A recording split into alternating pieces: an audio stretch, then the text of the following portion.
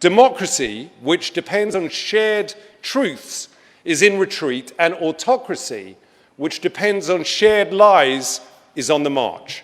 Hate crimes are surging, as are murderous attacks on religious and ethnic minorities. Now, what do all these dangerous trends have in common? I'm just a comedian and an actor, I'm not a scholar, but one thing is pretty clear to me. All this hate and violence is being facilitated by a handful of internet companies that amount to the greatest propaganda machine in history.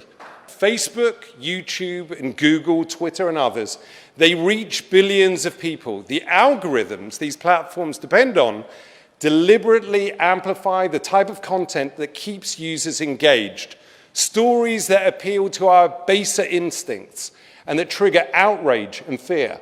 It's why YouTube recommended videos by the conspiracist Alex Jones billions of times.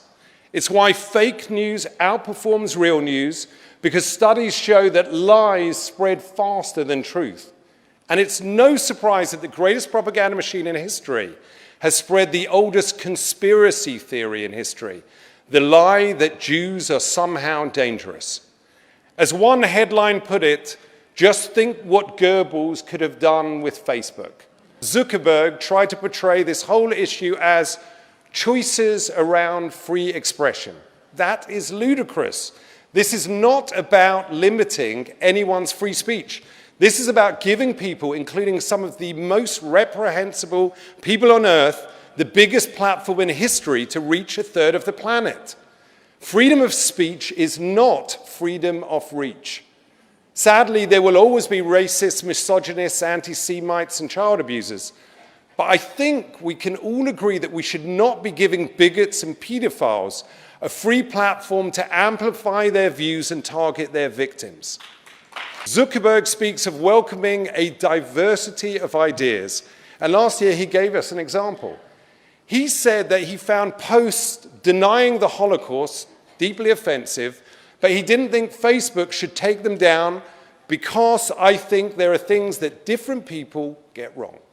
We have, unfortunately, millions of pieces of evidence for the Holocaust. It is an historical fact.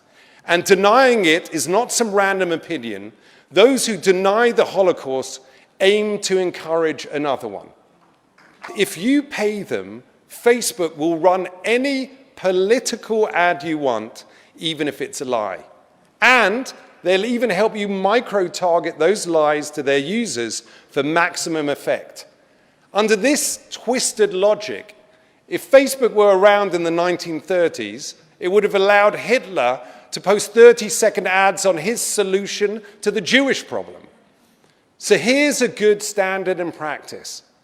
Facebook, start fact-checking political ads before you run them. Stop micro-targeted lies immediately. And when the ads are false, give back the money and don't publish them.